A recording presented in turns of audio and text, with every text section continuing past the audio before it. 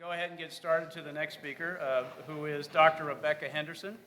Dr. Henderson is the Senator John Haidt's Professor of Environmental Management at Harvard Business School. She is also the co-director of the Harvard Business School of Business Environment Initiative. Prior to joining Harvard in 2009, Dr. Henderson was the Eastman Kodak Professor of Management at MIT Sloan School of Management. She currently teaches leadership and corporate accountability, and her research focuses on energy, information technology, and real estate sectors and the challenges that they face as they attempt to act in more sustainable ways, particularly in response to global climate change.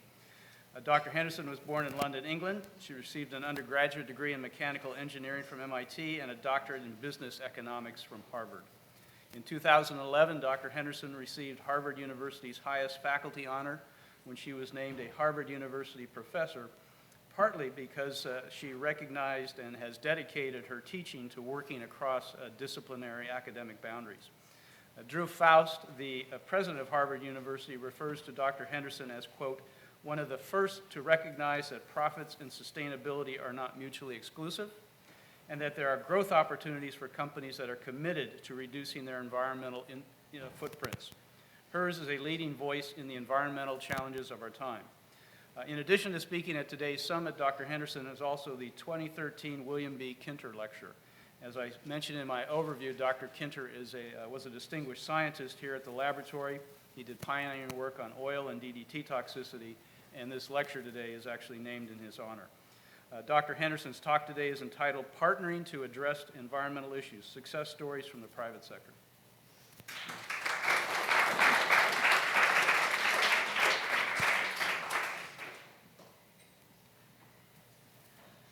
Good afternoon. Sometimes my students ask me, what are the top skills required of leading managers?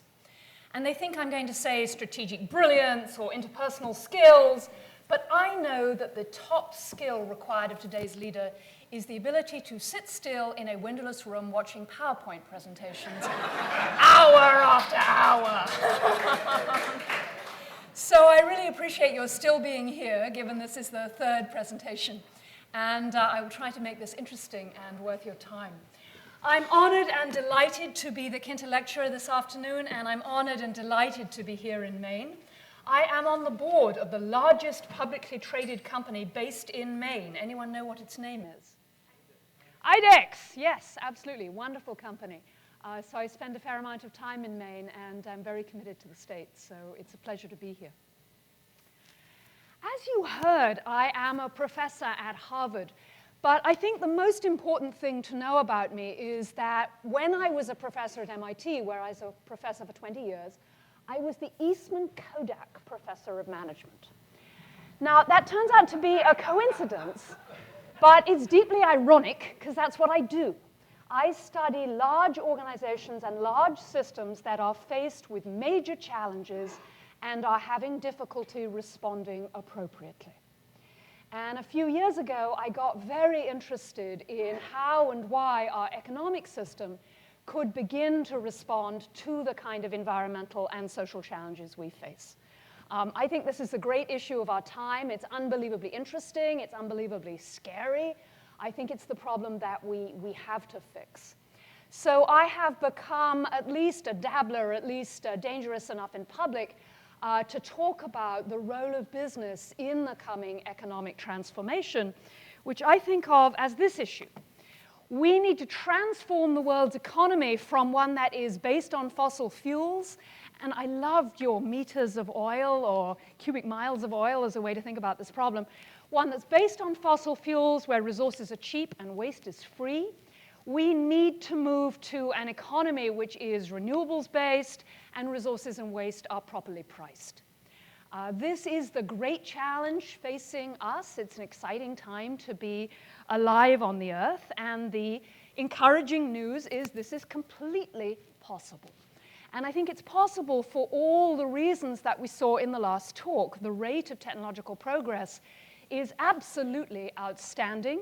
I think it's entirely possible to decarbonize the world's economy, to take an example, entirely possible to use waste, to use water effectively, entirely possible to grow the food we need. This is not a technical problem, and I think there's a lot of evidence it doesn't even need to cost that much. Here's the McKinsey study. This is an 2009 study suggesting we could cut carbon emissions by 70%. It would cost less than 1% of worldwide GDP. There's quite some evidence that a lot of the moves we need to make would, in fact, pay back. And I believe that if we really got moving in this direction, it would be a lot cheaper than we think.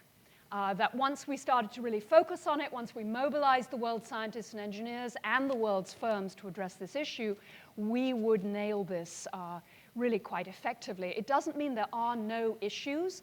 There are an awful lot of us, and it is a finite planet. But I don't think the issues are per se the technologies are not there and we can't afford them.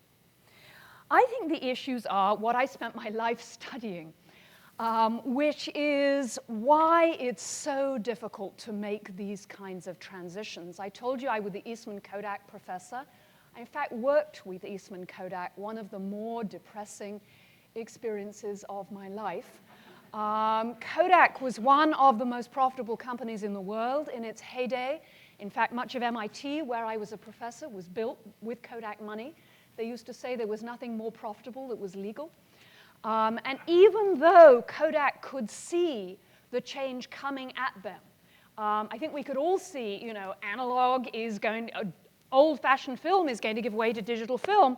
This was coming down the track labeled, "We are a major problem," for many years, and yet the transition proved to be enormously difficult. And I am, unfortunately, one of the world's experts in why this transition is so hard. And so why is it hard? Here we go, 20 years of research in one slide. Well, first, because people deny that it's happening. And we heard from our first speaker this morning as to why it's very tempting to deny the changes that are happening. And I couldn't help noticing on this view that I am dressed rather differently from everyone else in the room. So why am I dressed this way? I'm dressed this way because I spend much of my time talking to male libertarians. Because they run many of the world's largest corporations. And so it's not going to happen psychologically.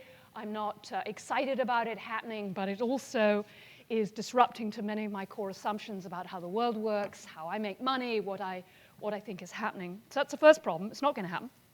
Secondly, if it is going to happen, we can't get it done because we're really busy and our organizations are structured to do something else, and we're really focused in other directions.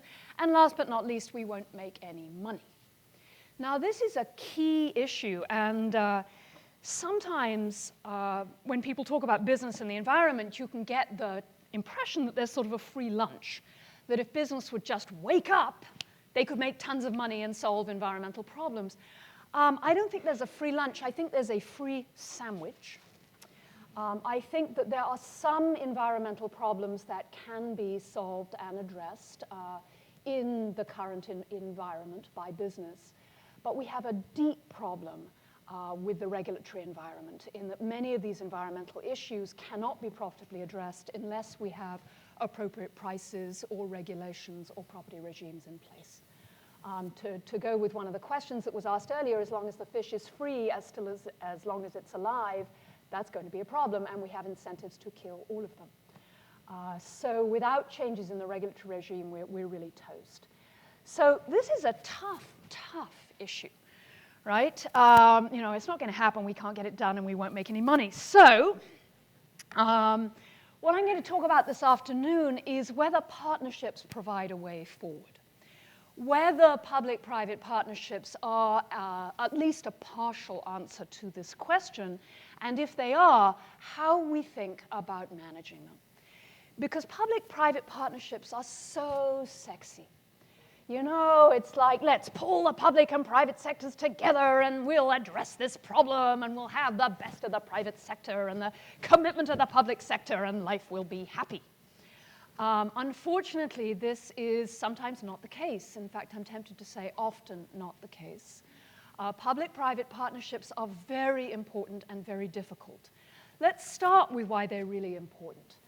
They're important because so many of these problems involve changes to community values, to community mores, but cannot be addressed without the resources of the private sector. If you just leave the private sector to do everything, it's liable to charge around like a bull in the china shop and only do what's immediately profitable.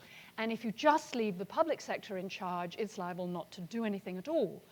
So neither of these is a great outcome, and the idea that we could bring the community and the regulators and politicians together with the private sector is hugely attractive.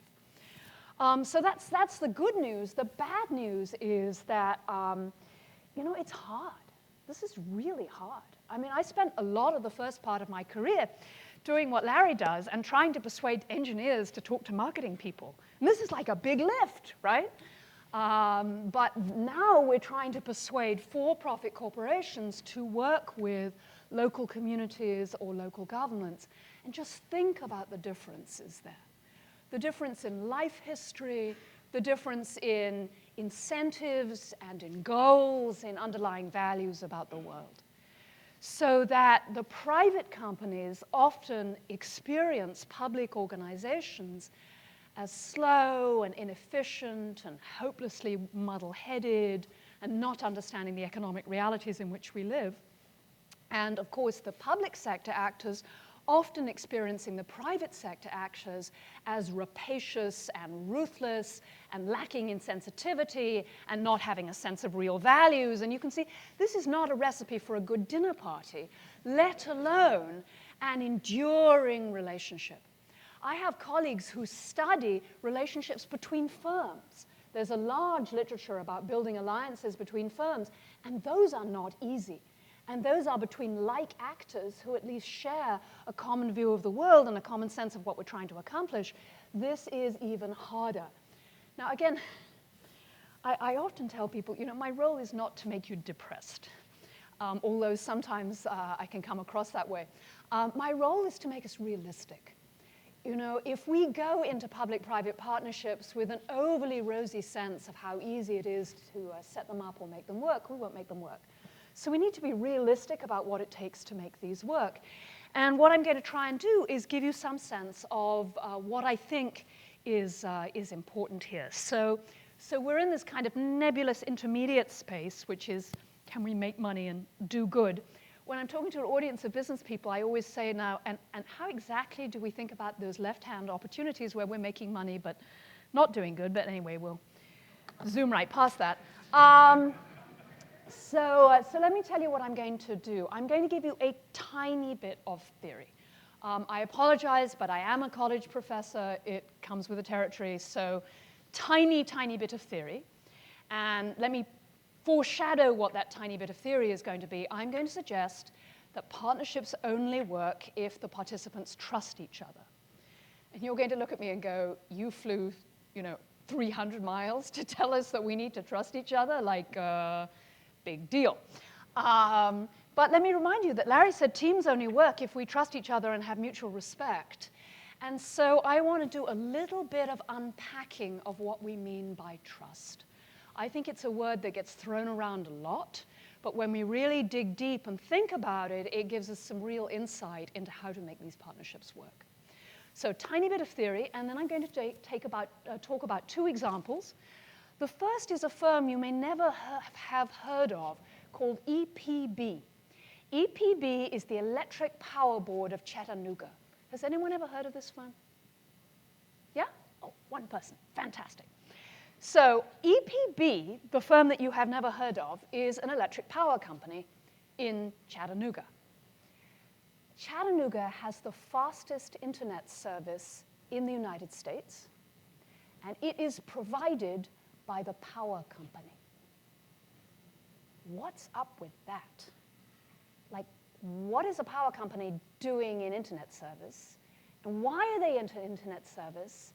And what does that have to do with EPB's goal, which is providing reliable, low-carbon electric power to Chattanooga? And how did they do that? It's a very interesting story. So I'll tell you a little bit about that story and the role of partnership with the community in putting that in place. The second story I want to talk about is Unilever, which is a firm many of you have probably heard of.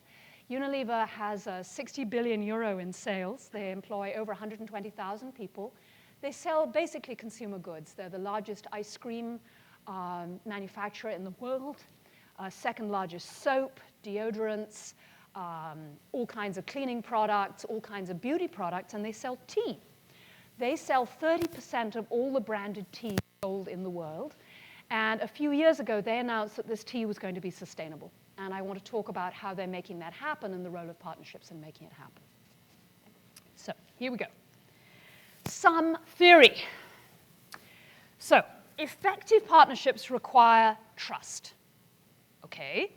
But trust can be hard to build. Just saying we should trust each other is usually not going to do it.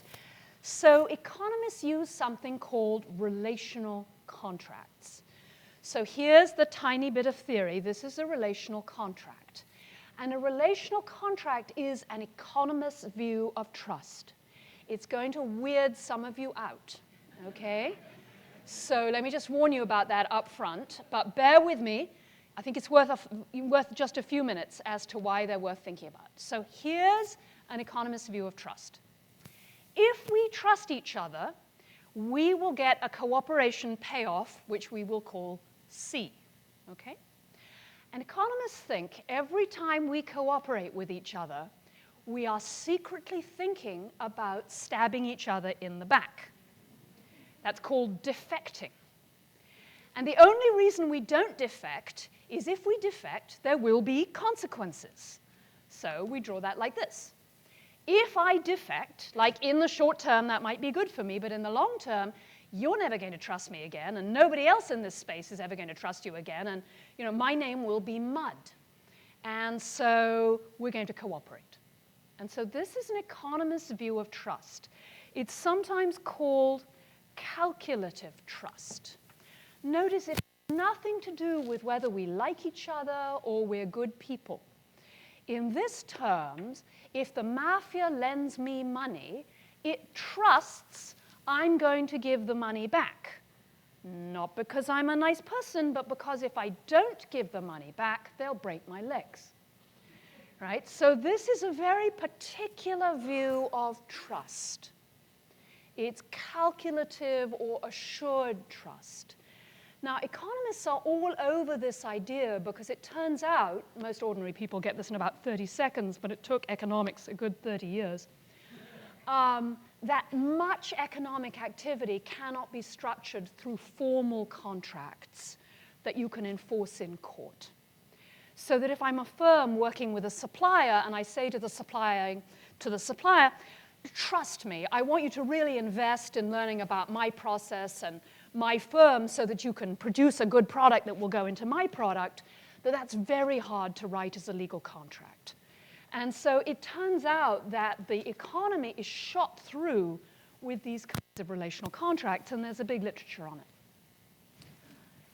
I want to talk about two things this afternoon.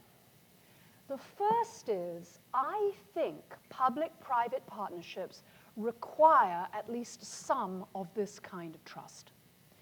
Because as public and private sector starts to work together, there's no contract you can write down that says if you do this, I'll do this. And there's no way you could write down every possible contingency, right? You have to trust each other. Now, you could just say, love me, but that only gets you so far. In fact, I think and that love me trust, the economists call that affective trust. So this is a trust I have with my 17-year-old most of the time, which is I trust him to do stuff, not because we have a relational contract, but because I know the kind of person he is, I know that he loves me, I know he's not going to let me down, he's going to do what he says he's going to do. And I'm going to suggest that we need both of these. That any effective relationship, long-term multi-partner relationship, involves both of these. And in fact, I've done a fair amount of writing, even in the business context. Nothing to do with sustainability. You need this stuff. I'm just finishing up a paper on the collapse of General Motors, which is about GM's inability to form these kinds of relational contracts with anyone because no one believed they would follow through on their promises at all. And that was just trying to build good motor cars. So, this is a problem in a bunch of different places. So I'm going to suggest you need both calculative and effective trust. Now, most economists are like, that effective trust, that kind of mushy stuff, Rebecca, it's nice, but, it's not where it's at. I'm going to try and persuade you need both. Depending on who you are, you may think you can get away with one or the other. I think you need both. So here we go. What do you need to do to build an effective relational contract? And this is kind of the nub of what I'm going to say. Those of you who have to leap to your feet and rush out, now that you've seen this slide, it's okay. This is the answer. All you need to do in a public-private relationship is, one, develop and communicate a plausible business case. So what this means is that the value of cooperation, that C term, that's big. And this is very related to what Larry talked about is, let's create some value around here, folks. If we can create a lot of value, we can worry about dividing it later. But let's make sure that we have at least some sense of why everyone's going to benefit from this relationship. And let's keep talking about that, and let's make sure that's not too ethereal or too distant. So this is the kind of hard nuts and bolts, got to have a business case.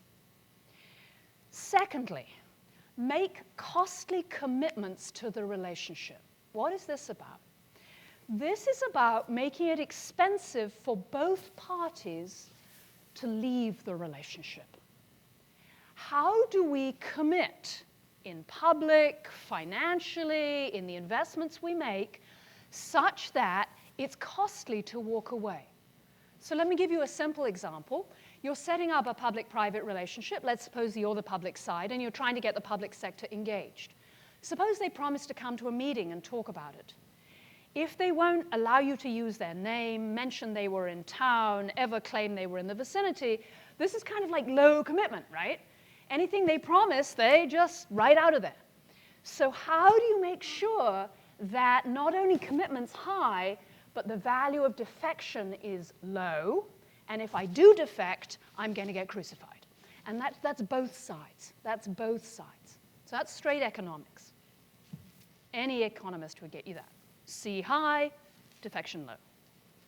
This third point is where we come back to effective trust. And I'm going to use a terminology that most economists wouldn't use in public, and is maybe why I got to be a university professor. This is the interdisciplinary part of the talk, is effective partnerships build and act on shared values. This came roaring out of my 20 years of research on how firms transformed themselves. It was firms that had a shared emotional commitment to doing the new thing that did better. And I heard that, I thought again in Larry's talk when he talked about, I loved no champion, no project. No real passion. It has to be important. It's not just, this is going to make us, make the shareholder rich. There's got to be a reason we're working together. Now notice, I don't think that's enough. We could have all the shared values in the world, but if you're working with a private firm, at some stage, there has to be payoff for the private firm.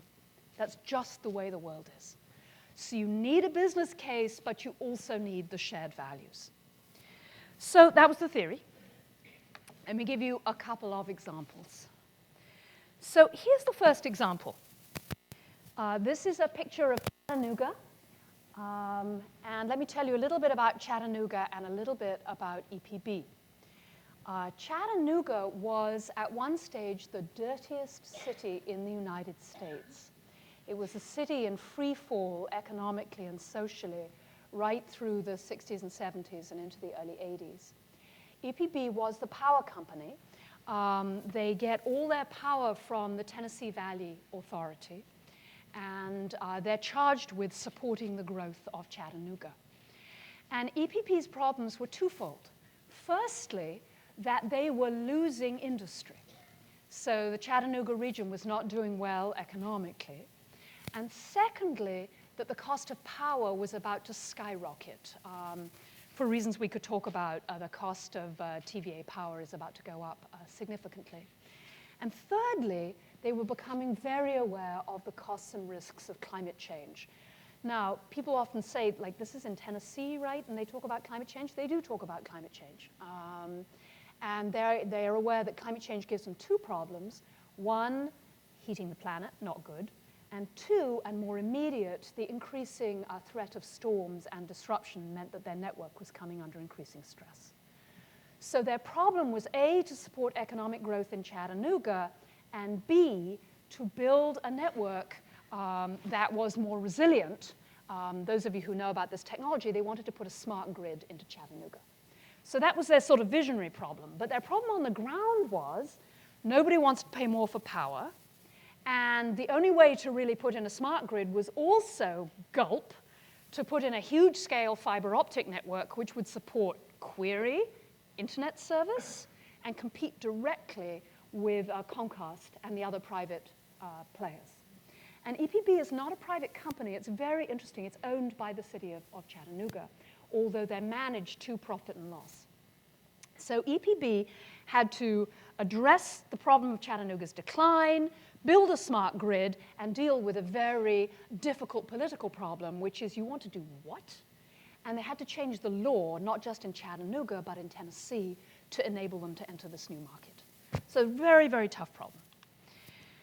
So what was the business case? So the business case is fascinating. When we first started doing this research, we didn't believe it. They first put in a phone network. We were like, you're the power company. Why would you put in a phone network? Why would you put in a fiber optic-based phone network? Well, so it wasn't very expensive. We already had the conduit, the power cables right around the city. We just ran a little bit of fiber around the city. We were able to get some early lead customers, and that enabled us to prove the concept. And then we could just do it a bit further, and we could see we could provide internet service better than anywhere else in the US and make a ton of money and do the smart grid for free. So that's one heck of a business case, right? Now notice it's easy for me to say that, but no other power company in the country, so far as we know, has been able to come up with that business case. So this is very creative. And one of the things I want to stress and have become very interested in is when I talk about business case, people often think, oh, that's kind of boring, and it's focused on numbers, and it's about accountants. I think it's about creativity and drive. It's about translating your values into something that is profitable and possible. And that's a real act of creativity. And so I tell my students, you can save the world and be a fantastic business person, and it'll be good. So the business case. The commitment is a really interesting one.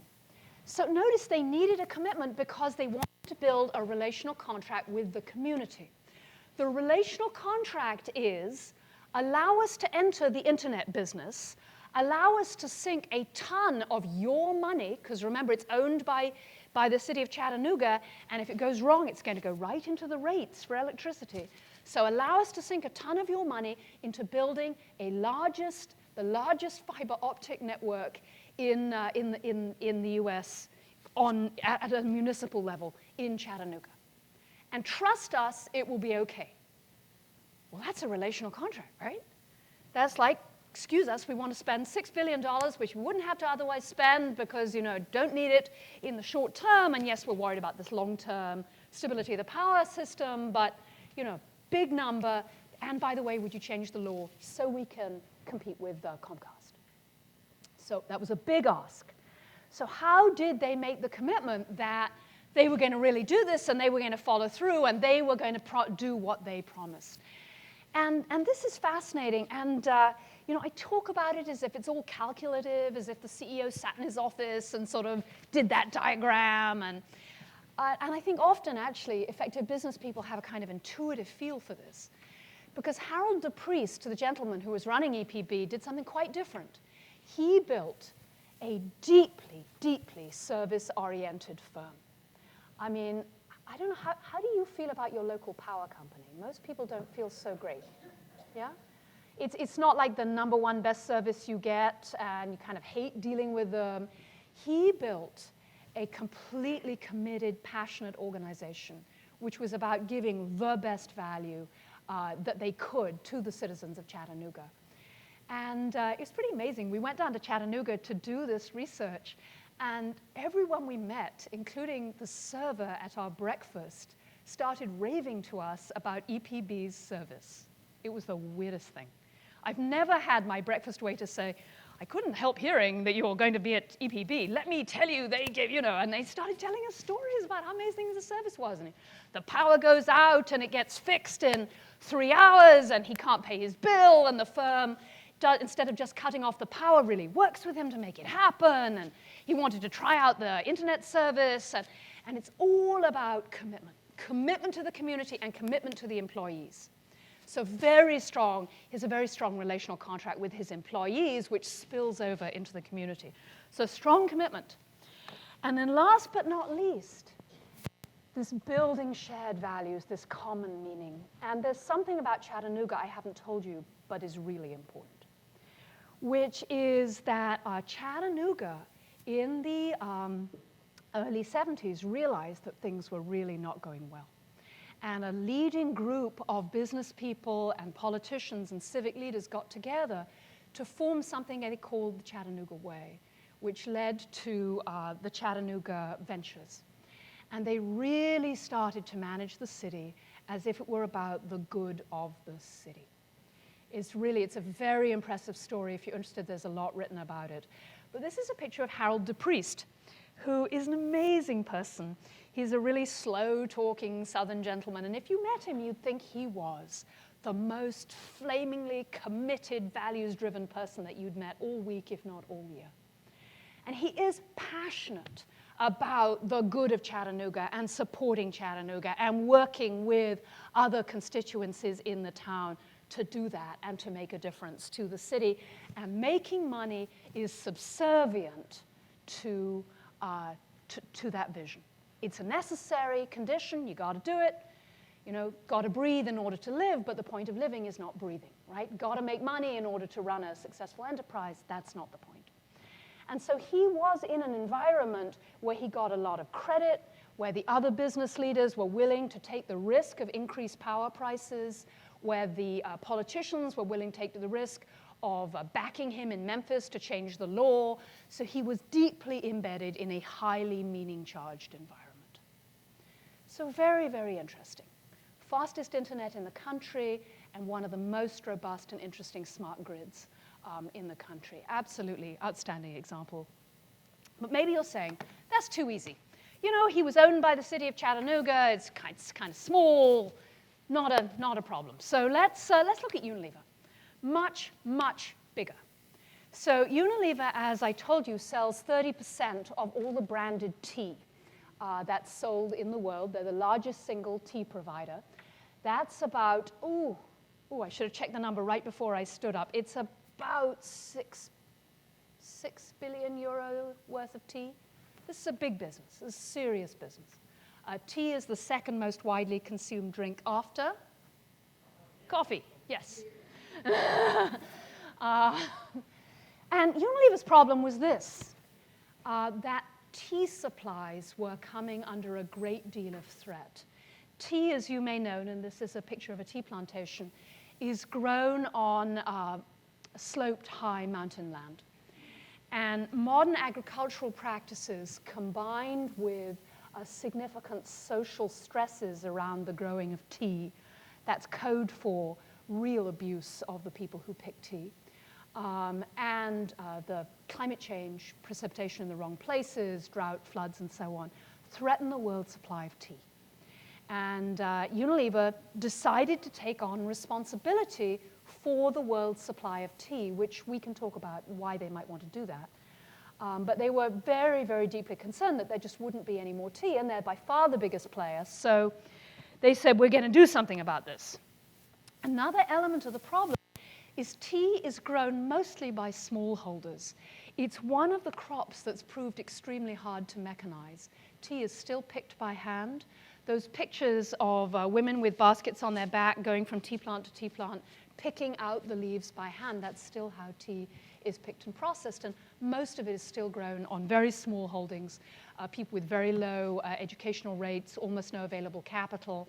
How are we going to shift tea growing throughout the world to a very different model? So very difficult problem. So what was their business case? The business case was twofold. The first was, we will have tea to sell. So that's the first element, security of supply. The second element of the business case was wondering whether they could support the brand. So they teamed up with an entity called the Rainforest Alliance, which was going to certify that their tea was sustainably grown. And they put this little frog packet, a frog emblem on their packets, and they hoped that would help them sell tea. Interestingly, they never assumed it would let them raise the price. Tea is a very commodity-driven product. It's very price competitive. They hoped it might increase share.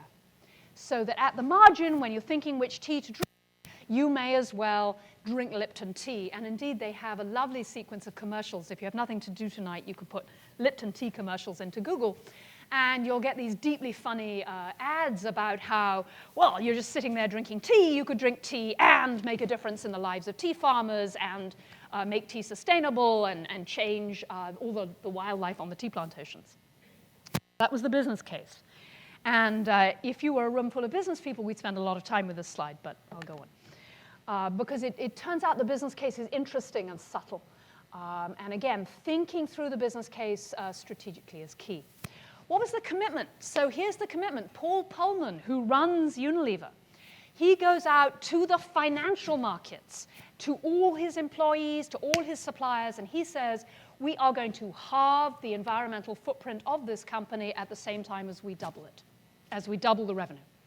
So we're going to double in size, halve the footprint. He makes up a series of very visible, quantitative commitments about water use, CO2 emissions, and most importantly, from the purpose of tea, the supply chain. He says every agriculture input we sell will be sustainably sourced, every single one.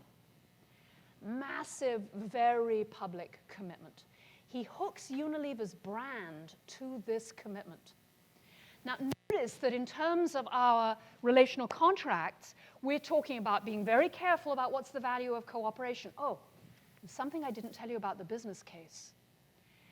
He does a sequence of pilot studies that suggest introducing sustainable growing practices to tea increases the yield and the income available to tea farmers. So he funds and supports. They do it first on Unilever's own plantations. For 5 years, they experiment with these techniques as to whether you can make the tea grower better off. And the answer is an overwhelming yes. So he builds a strong business case for the small farmers to cooperate, for Unilever to do this, and then he goes out and publicly commits himself. If you YouTube, Paul is all over the channels. He's at Davos. He's everywhere. This is Unilever, very public commitment. And then he starts talking about shared values in public. Now, I'm fortunate enough to have a chance of working with Paul. I facilitate a strategic retreat once a year for Paul and his senior managers. And it is the most exciting, exhilarating, bizarre experience I do all year. Because on the one hand, you have a group of 40 people who are running one of the world's largest corporations in a very tough environment. So we talk a ton about margins and competition and strategy and execution, and it could be any firm anywhere. And then we start talking about, and why are we running this business, and how do we change 1 billion people's lives, and how do we act as a beacon to the rest of the business community. And Paul is, I mean, he will cry in public. I mean, he's Dutch. I don't know if that drives it, but it's pretty amazing. Not often and not in big public settings, but I've seen him do it. He believes deeply in what they're trying to do and in what this company is trying to do. And I've seen members of his senior team who I've worked with in their businesses, in their regions, be equally passionately committed. So why is that important? I think it's important because as you go out and do the nitty-gritty of trying to build a sustainable supply chain in tea, which is a tough and difficult, and you're working with thousands of smallholders and tens of NGOs and a supply chain, and you're trying to get metrics in place. You're building relational contract after relational contract. And why do we care about shared values? Why does it have to be more than just the, well, if we both do this, we'll both be better off? It has to be more, because as you're in a relationship, there'll be times when one of you is tempted to defect. some local manager is tempted to look the other way when the certification standard is not properly implemented, or look the other way and try and get lower cost and make the farmers compete with each other in a way that undermines label standards. There's always temptations to defect. And one way to guard against that and to persuade the people you work with that you shouldn't take those temptations is to have this strong sense of what we're trying to accomplish together. So sometimes when I give talks, people look at me and they say, so Rebecca, you think business is going to save the world, huh? And they giggle. Because, you know, business will save world is, on the surface, just a completely bizarre proposition. And let me be clear that I am very realistic that business will do what is profitable. We can argue about time frames. We can argue about how profitable. But that is the nature of business. That's what we set it up to do. But on the other hand, there's an enormous gray area. And the gray area is all about innovation. If we're going to transform the economy, firms are going to have to take risks. And the direction in which they choose to take risks is going to be driven by their values. And as they start to move in that direction, I think we will see at least some effect on social values and social gestalt and more firms willing to enter these public-private partnerships. So it's an interesting and an exciting time. And let me close by saying, which side will we choose? This is a ranch in South Africa. The ranch on the left-hand side is nearly 50% more productive than the ranch on the right. It uses Alan Savory's pastureland techniques, for those of you who know about agricultural issues. It can be done. We can feed the planet. We can preserve much of the existing ecosystem, but it requires commitment. It requires creativity, and it requires that commitment, or that combination of economic hard-headedness with the passion and the values that sustain long-term relationships. Thank you very much.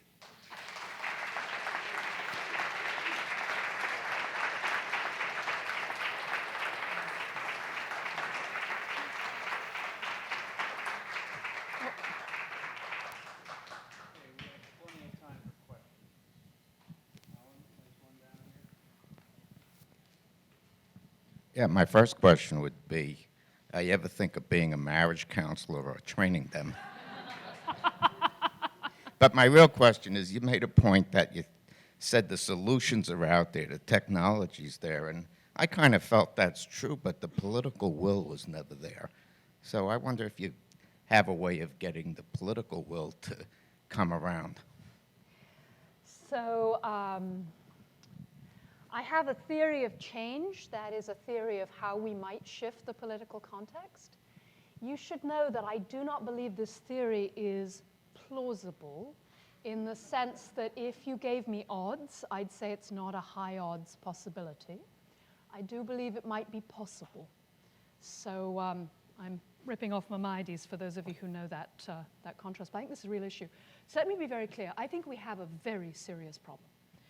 That if we play out where we are right at the moment with not much change in the political environment, we will, in fact, enter a number of dystopic possibilities. Anyone, perhaps you've read Oryx and Crake by Margaret Atwood, about a world where the rich retire to walled communities and basically the world decays around them. I think that's the most plausible future.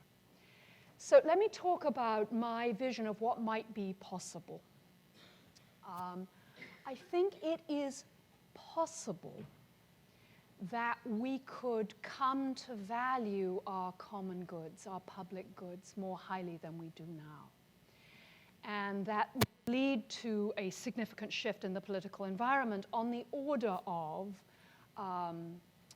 votes for women, on the order of the temperance movement, which is very interesting, and slavery is another one that's often used. Child labor would be another example. That is, the social gestalt shifts such that emitting CO2 is like, why would you do that?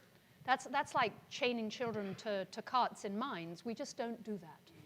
Now, of course, the child labor thing is tricky because there are countries we still haven't decided not to do that. But there are shifts in beliefs about what's acceptable, and I think that might happen. I don't think it's high probability, but I do think it's possible. Let me give you my leading edge indicator of that. This past spring, I launched a course called Reimagining Capitalism about these issues. I expected about 40 or 50 of the MBAs to sign up. 396 of the students signed up to take the class. That's nearly half the second year class. This is the Harvard Business School. So there's enormous interest and engagement with this. And so I think it's possible. We might see a shift. I think business might help this shift. Here's the way I think about it. As you know, one of the issues is we have, and the first speaker really highlighted this, a perceived conflict between economic liberty and addressing environmental issues. I think we can move around that, and I think unless leading edge business people help us move around that, it's not going to happen. So I actually think people like Paul Pullman are really important. And the reason I dress up like this and give talks on you can make money and do this is I'm going right after that, which is this is just good economic housekeeping. None of us benefit if the world burns. None of us benefit if the poor, attack us with pitchforks. Look at what's happening in the Sudan and in Egypt. We need jobs. We need sustainable jobs. This is good business sense. Let's go for market-based solutions. Let us think about politically, at the very least, not actively lobbying against these kinds of issues, lobbying against carbon tax, lobbying against sensible ways to deal with waste. If we could back, for example, the Chamber of Commerce off its position, that would be enormously helpful. If we could get the sector of business that sees this as an issue, wants to make a difference, sees they can make money here, if we can get them to be more vocal and more visible, they can be a constituency that would help us shift the political outcomes. Again, I'm not telling you this is 80% odds, all is well. I'm telling you I think this is possible. This is one path for change.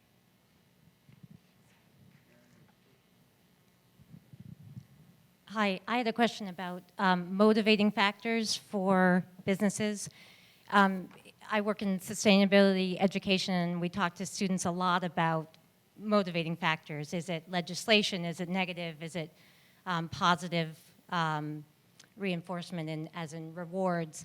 And I know that Unilever had worked with the Global Footprint Network, and Mathis Walkernagel talked a lot about just convincing businesses of the financial rewards of change. But don't they also have to accept the financial liability of not changing? And insofar as then accepting the finite resources theory and actually accepting how global warming is going to affect their bottom line? So this is really tricky, okay? So if you were all business people and I was giving my straight, the world is ending, you've got to shift kind of talk, I talk a little bit about the worldwide consequences of, for example, global warming left unchecked. But the problem is this. The effects are distant in time and space.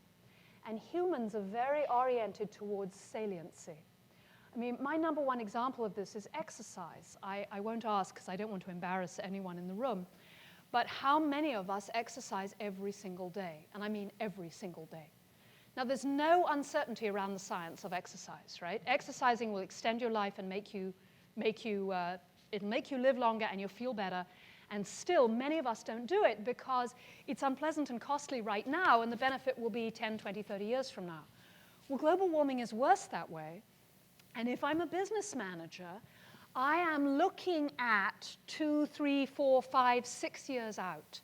I have a chart which I sometimes show, which is if you have an 8% discount rate, almost nothing is worth anything 20, 25 years from now.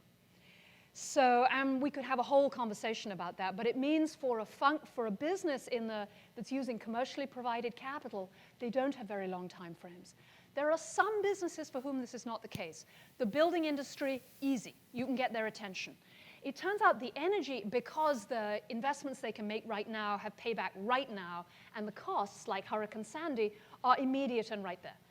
So insurance, you can get their attention. Building, you can get their attention. Agriculture, you can get their attention because it's feeding through into commodity prices right now. So there are some sectors where the costs are right there. But, you know, suppose I'm producing, like, diagnostic veterinary equipment. You know, it's like, yeah, global warming is a big deal, but, you know, like, not right now, right here, you know, not for me right now. And then the other problem is, and this is the direction I thought you were going, fixing this problem is going to cost some firms a great deal of money. I was talking to one guy in the insurance industry recently, and he said, well, we all know it's happening, but we can't admit it publicly. Because if we admit it publicly, people are going to start to sue our clients. Because they will have been knowingly spewing out this stuff that is turning out to have very negative effects. If you're a coal company, you have every incentive in the world, psychological and economic, to think this isn't happening and to fight it tooth and nail. Because it's going to be very costly, and that's very real. And we know, to your point, sir, that politics in this country are dominated by a few marginal states, and the coal states have huge power in the Senate. And it's a huge issue, huge, huge issue. I'm sorry, a long answer, but these are massive questions. Yeah.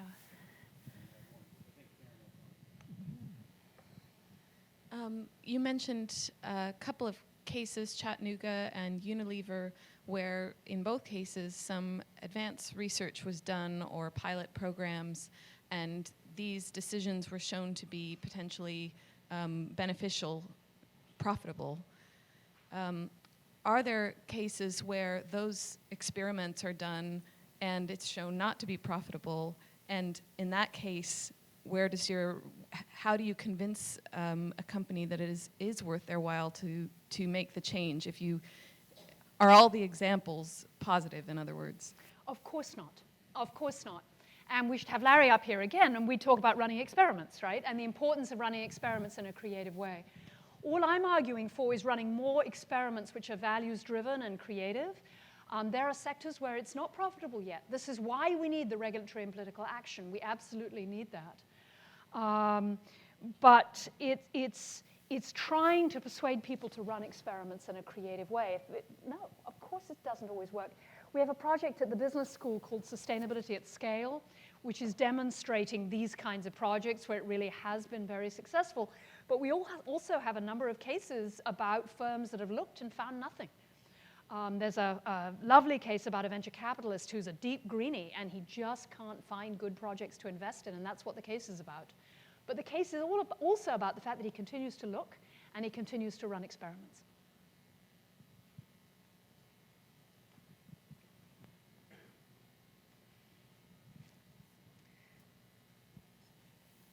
Great thoughtful concepts and examples here. I'm still troubled by the gap in terms of valuing nature. Unilever is a case in point, because among their business interests happen to be fish. Fish taken largely not to eat directly, but to use for oil, or to use ground up for animal food, little fish that they call forage fish, or, there's another term, but they're just pounds of meat, if you will, and oil. But they have entered into a partnership with World Wildlife Fund, trying to actually figure out how they can sustainably extract on a large scale from what is, if it's anything, it's a public resource, and most fishermen do. Most companies that take fish, they privatize a public resource, if you think of them in just those terms. Mark Tursick, who's now the head of Nature Conservancy. He's an HPS graduate. Okay, yeah, he's a city boy, he's a businessman, and he's running one of the largest conservation organizations on the planet. And his most recent book, or I guess maybe it's his only book, but it's called Nature's Fortune, where he tries to address this issue of how do we actually put nature on the economic balance sheet. And it isn't just a matter of carbon credits. It's a matter of looking at things that heretofore we've taken for granted and thought of as free and infinitely resilient. Air, water, the fabric of life itself, which includes, of course, wildlife in the sea. This Marine Stewardship Council that has been developed to try to guide large business interests and the consumers about how do you have your fish and eat them too, if you will. Started out as a really good idea, but it's kind of gone astray because now it's largely funded by the business interests, industry wanting to get certification, paying for certification, and the result is that some species are being certified as sustainable that absolutely, positively just cannot be. Fish that take 30 years to mature, for example, Antarctic so-called toothfish and the like. Anyway, your comments on how do you deal with these public-private partnerships aimed at trying to get it right, but still failing to put the value of nature, if you will, on the balance sheet and at a cost to everyone. So I think you're raising a critical component of any solution. I have a couple of colleagues at the business school who think this is the lever, that changing accounting standards, changing measurement is absolutely fundamental. And they're very active with, I won't run through the acronyms, but as you know, there are a number of organizations trying to get this off the ground. I think this is a component of the broader issue I gestured towards, which is I do not want to, for a moment to seem to suggest that business alone can fix this issue. Unless we have appropriate regulatory frameworks of which correct measurement and correct costing has got to be a critical component, it's not going to happen. I mean, this is part of, business will save the world, let's all giggle. Because business has every incentive when they're in those kinds of partnerships to try and, well, it's kind of a bit sustainable and, to push, right? And so other partners have to have the kind of countervailing power and be willing to connect. One of the deep issues we have is the difficulties in global governance and trying to get this to work across jurisdictions. So I'm completely with you that measuring what we have is central. This goes back to Lovins's natural capital work, which I think is absolutely central. It's difficult to do, right? And it's difficult because this issue of discount rates and alternative uses, I mean, it's just technically difficult, and then, of course, it's highly politically difficult. Is it important? Yes, absolutely. I'm completely with you. One more? Well, I've got the microphone, so I guess it's my turn. Please. It's good to sit next to someone important. I am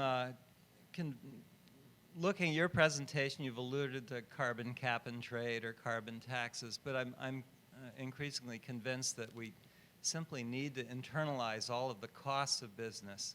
Businesses need to do that, and they've been protected in a number of ways from doing that by government, reducing their risk, and I think it appears to boil down to risk and assessing risk correctly. And dragging this back to a more local situation in Maine, climate change obviously has serious implications for flooding, probably the most serious consequence here that we can feel already. And I'm wondering, I don't know if you've ever gotten into the question of national flood insurance pools and whether we protect people by bailing them out if they make a bad development decision, but that seems to me something that's very tangible in Maine right now. Do we allow people to build in a place that 50 or 100 years from now is going to be more likely within the 100-year or 50-year floodplain?